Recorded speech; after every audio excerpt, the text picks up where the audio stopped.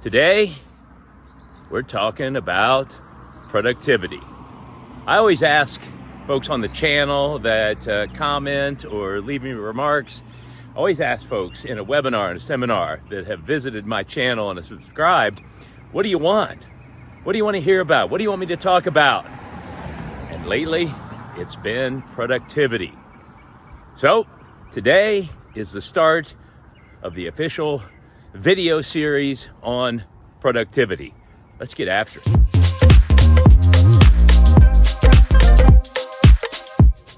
In this video, we're going to talk about productivity.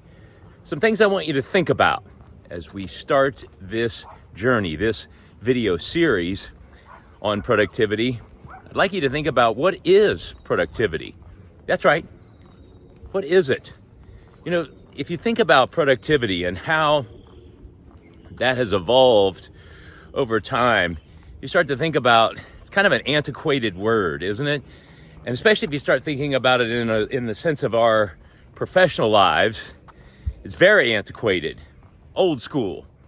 Productivity was first defined, started as far as a word being used in our professional lives back when we were making widgets.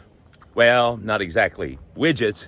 It really started in the automotive industry, is where they really started looking at what is productivity, how to establish kind of a baseline of there is production happening, and of course, how to improve it.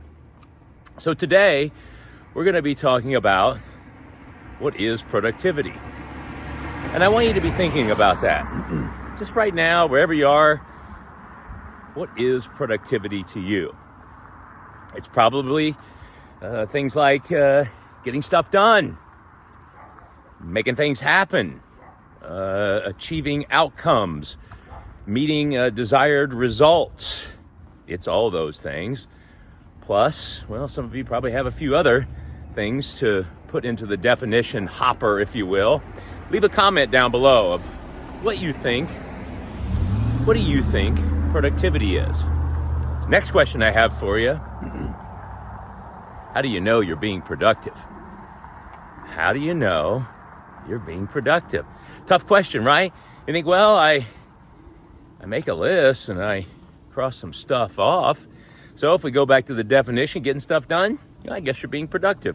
But how do you really know if what you're doing and crossing off that list, if it really matters? You know, a lot of times we just, literally check a box, right? Or check boxes. And a lot of the things we put on our to-do list are kind of rote and routine, meaning we do it every day. And I think a lot of folks put that on there to hold themselves accountable. Nothing wrong with that. I think a lot of the times those things would get done even if we didn't put them on a to-do list. I think a lot of times we put those things on there just so we can check a box. But that's not really what I'm talking about. What I'm talking about in this video is defining what's expected of me.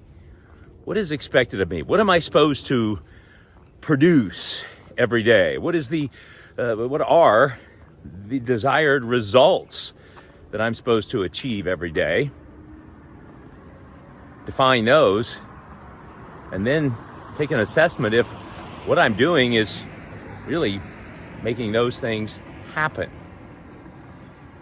And if it sounds familiar, if what we're talking about sounds kind of, well, I think I heard about this somewhere before. I think I know a little bit about this. Isn't this the 80-20 analysis? That's absolutely what it is. This is the Pareto principle, the 80-20 analysis. And what that means in the world of productivity is that 80% of my results are achieved by 20% of my efforts. Another way to think about that is 80% of the things that I am achieving, 20% of the tasks go toward that. But is that happening for you? Many of you know a story that I tell about when I opened Red Rock Running Company. I had some very good advice about making sure I defined my 80-20. What few items are really getting me my profits? It turns out, if you've heard the story, you know that there were two shoes out of a whole store of inventory, out of a whole, what I call the Great Wall of shoes. All those shoes, two of them made me 80% of my revenue. Well, you know what I did? I got more of those shoes. But if you have heard the story, you know I had to get rid of some of the other shoes that weren't making me the bulk of my income. And that's hard. The whole thing is hard because there's not a fancy app or algorithm or a website you can go to where you can say, all right, I do these things, what do they give me? Or reverse it and say, these are the desired results that I am supposed to achieve on a daily, weekly, and monthly basis. What should I be doing to do that? ChatGPT is only going to get you so far with that sort of thing.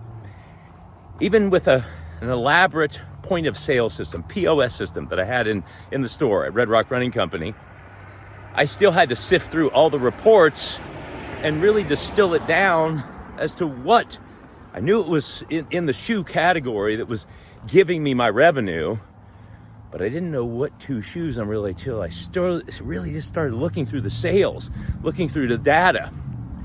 The point of me telling you about Red Rock Running Company and the shoes is because we have to do the heavy lifting. We have to do the legwork to figure out what is getting us. What task, to-dos, things that we do daily, weekly, and monthly, what are those things that get us the 80% of the results that we're supposed to be achieving? Some of you will want to start by defining what's expected of me. What are the desired results? What am I supposed to be achieving across a day, a week, a month, a year?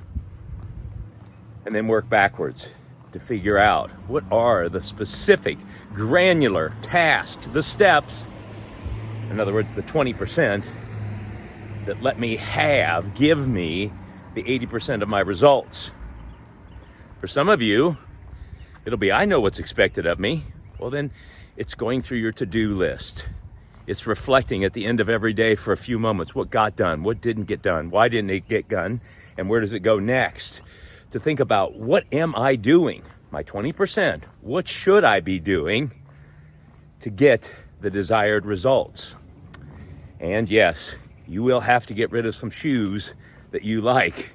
There were 3 or 4, there were 5 or 6 shoes in my inventory that I had that they weren't selling. They weren't driving any significant percentage toward the 80%. They had to go. Now that's okay because it allowed me to make room for the 20%, the two shoes that were making me 80% of my revenue. So getting rid of some of the fluff, some of the noise, some of the non-essential things that you're doing that aren't driving results, that's okay. You may have to, have a little talk with yourself, negotiate away from those things, but that's okay. The point is to figure out what's expected of me. What are the desired results that I should be achieving, and what 20% of the tasks, to-dos, steps are going to get me there? Folks, let us know what you think about this. What topics would you like us to talk about in the world of productivity? Let us know in the comments. Also, again, take a look down in the comments and let us know what is productivity to you and how you know you're being productive. And I'll see you in the next video. As I always say, take care of yourself so you can take care of each other. Until next time.